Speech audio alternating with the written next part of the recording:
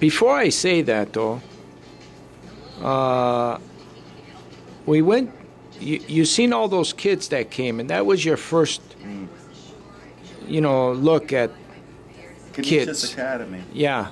Got to give them a shout out again, because I tell you, these kids are. I can't say enough about them. They were beautiful kids. And then the school. Do you remember the reception? How many people were? Unbelievable. Yeah. And just the reception, the amount of people, and the beauty of that school. I don't know if you had a chance to look up above you and look at the ceiling of that school. No. And the stadium, and then not the stadium seating, but the theater seating above there and everything. The building itself is incredible. Beautiful building. It's just deserving of those kids too. It's just the whole thing. It's just So 2 back-to-back beautiful events. Yeah. Rochester, they had their own kind of beautiful event with all the staff coming on. And then you were able to see not only the kids from that school, and the teachers, but also you met the police chief and the our friend Captain Mann. And and all the media that was there. You never seen that much media coverage before. There was all kinds of media there. I've never seen that many police either. I was getting tied up in the back seat. So that was another thing that you got used to your first police escort.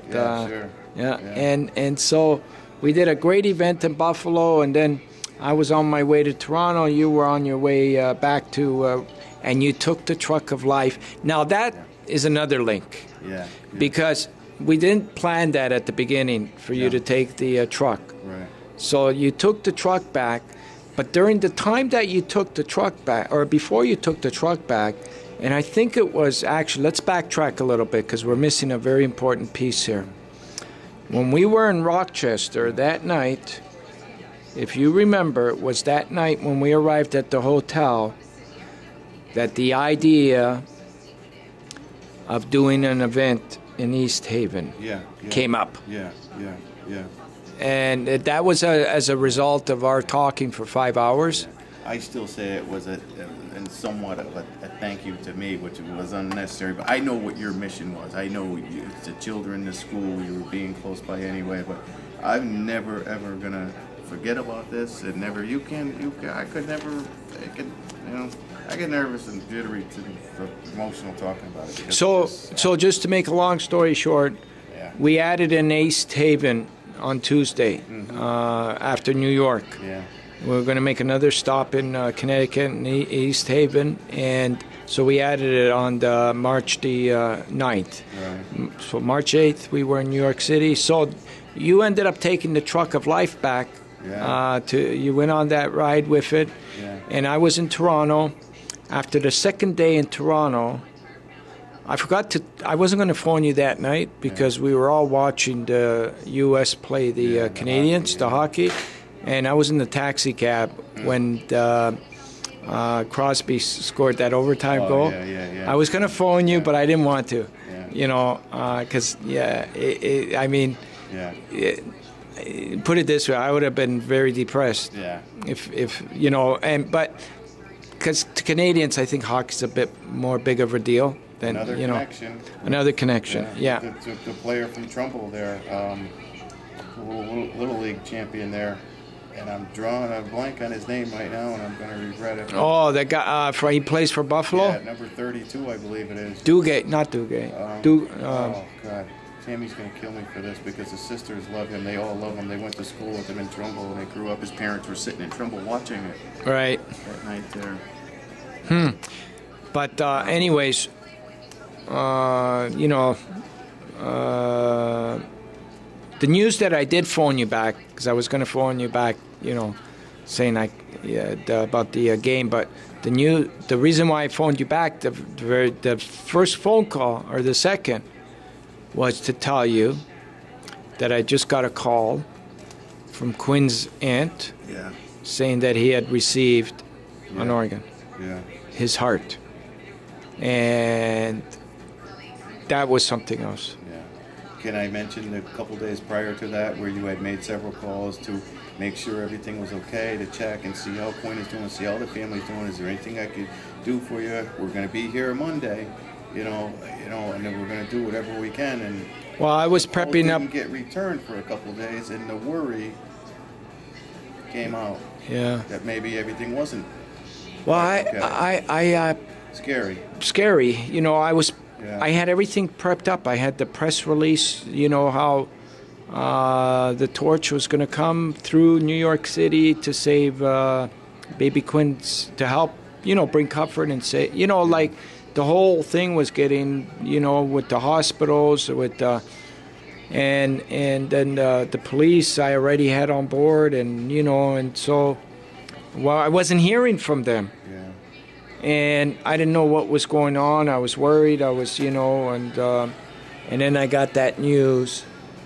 And I think when I relayed that news to you, you could have literally, like the excitement that you had. I wish again I would have I could have video record that, because, I mean, we all. It was just what a fantastic thing to hear. Yeah. It just whatever you were thinking at that moment, whether it was bad or good, just that took completely over right at that moment, because, and on our way back, I came back with David, and my phone went dead, and I couldn't and I didn't think you were going to get mixed up or anything, where we were going to meet. I knew you were going to be there. Yeah, I would have found you. Yeah. Out of 8 million people in Penn Station. Yeah. Yeah. So I arrived with David, and you were there, and you first told us the story about how the New York Police Department looked after you. Yeah, they looked after me quite well. Yeah. That must have been amazing. It was a trip. I mean, you got New York's finest over there. I'm just rolling into town very late at night, tired, been up all day. Been up for days anyway. So embarrassing. And they were more than helpful. Sergeant Robinson, the communications director or whatever, community affairs officer or whatever. Anything you want. Here's my home number. Here's my cell phone number. You call me when you show up into town. If you have any problems, these guys are waiting for you. If they're not in the station when you get there, you call me. I'll make arrangements. You've got a police escort. Do whatever you want through the city of New York, Manhattan. Me, you, Dave. Who are we to deserve this? I don't know. You know what I mean? Mm-hmm. They parked the truck for me. I had curbside parking over there, valet parking, I guess they call it in New York. Parked the truck for me, whisked the car straight to me, and that's it. It put me in the car and made me so comfortable. Gave me a tour of New York City on the way to Penn Station. Probably about 30 blocks south, 10 blocks west. So you couldn't ask for any more. Yeah. And then even that morning, they came picked you up. Yeah. For a return, I had to go pick up the ambulance again. Yeah. Showed up again. It's like a limousine pulling up on Lexington Ave. Everybody, right in front of the hotel.